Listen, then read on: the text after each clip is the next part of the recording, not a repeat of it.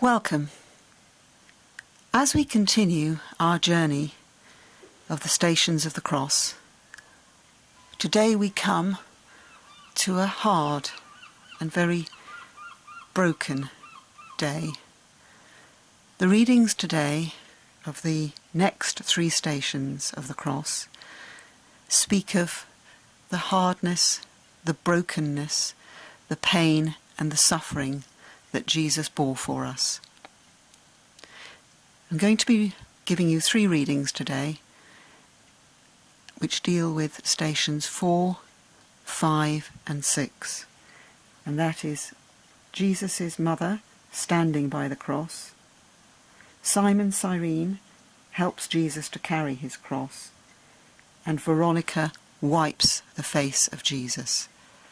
So you might like to find a cross just to hold, just to remind you, something to feel as you listen to the readings and the reflection, or maybe just a piece of wood that you've strung together into the shape of a cross, and just hold that and let the words once again enter your body, soul and mind.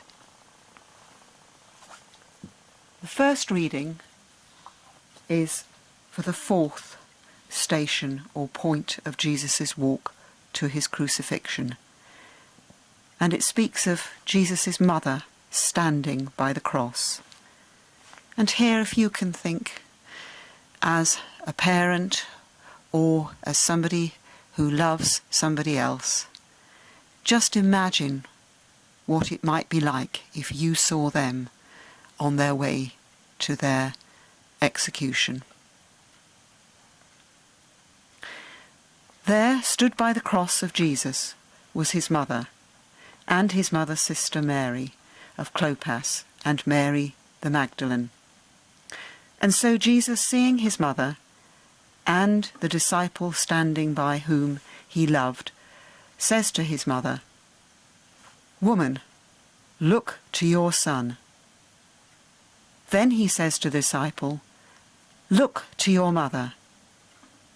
And from that hour the disciple took her to his own. Jesus, in his pain and suffering, was still able to think of his mother, the woman whom he loved and brought him up. In that deep pain and suffering, Jesus held out his hand to his mother and made sure that she would be looked after. And Jesus' mother, she must have been broken. I can't think of a greater pain than seeing my own child suffering as she would have seen Jesus suffer. And then John, the disciple whom Jesus loved. That must have been so hard for him to see his dear friend and his teacher and his master suffering so greatly. And yet in that suffering we see absolute and pure love. How does that help us in our lives? Reflect on that question. For me, it is that no matter what, Jesus will always and always offer me love and support, as he offered Mary love and support. The pain of seeing him dying was not taken away, but Jesus offered her something very worldly and something that she could understand and something that would help her. And now the 5th station. Simon of Cyrene helps Jesus to carry his cross.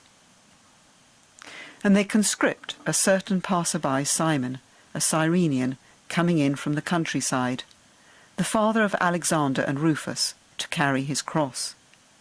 And they take him to the place of Golgotha, which when it is translated is place of the skull. And they tried to give him wine flavoured with myrrh, But he didn't take it, and they crucify him. And they divide his garments, casting a lot over them, to see who would get something. A very matter-of-fact passage. It just happened. But we know it's not matter-of-fact. It speaks of Simon a Cyrene coming in from the countryside. So let's think of ourselves coming in from work, coming in from maybe a walk, coming in from the kitchen with our supper to watch the television, and all of a sudden Jesus breaks into that and asks us to do something. Can you imagine how Simon must have felt? Probably he was tired.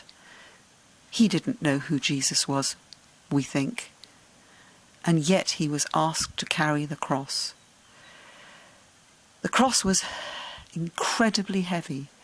It was a massive lump of wood, something that could support a human. So it was not an easy task, and yet he had to do it. Sometimes we are conscripted. Sometimes we are made to do things. Let us try and do these things with a good heart. And was Simon converted? It is thought he was. Maybe in the carrying out of difficult things, our hearts and minds are converted. This is a difficult time when we're in isolation. We are forced to do it, a bit like Simon. We are conscripted to do it, and at this time it is particularly hard if you are used to going to church. But let us carry this cross for the sake of those who are weaker. Let us honour isolation and not mix socially. And let us seek for Jesus in this isolation. Let us carry the cross for him and with him. And finally, the sixth station. Veronica wipes the face of Jesus. As Pilate sat on his judgment seat, his wife sent to him, saying, "Have nothing to do with that righteous person, for I have suffered a great deal in a dream today."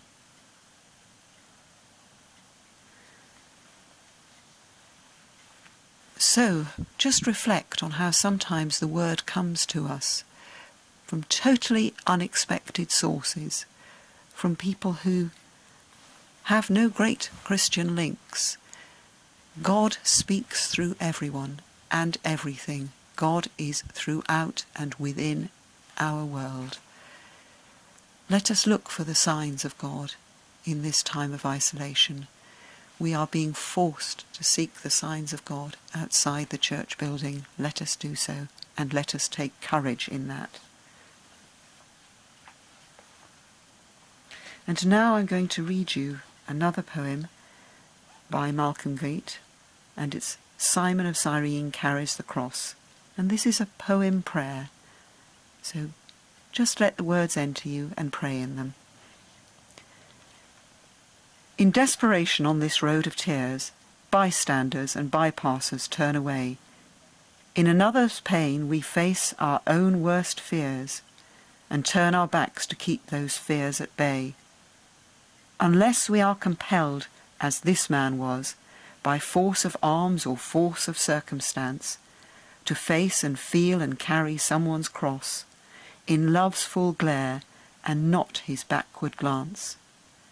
So Simon, no disciple, still fulfilled the calling, "Take the cross and follow me." By accident his life was stalled and stilled, becoming all he was compelled to be. Make me, like him, your pressed man and your priest, your altar Christus, burdened and released. Let us pray today that the Lord will work in us and help us to carry the cross.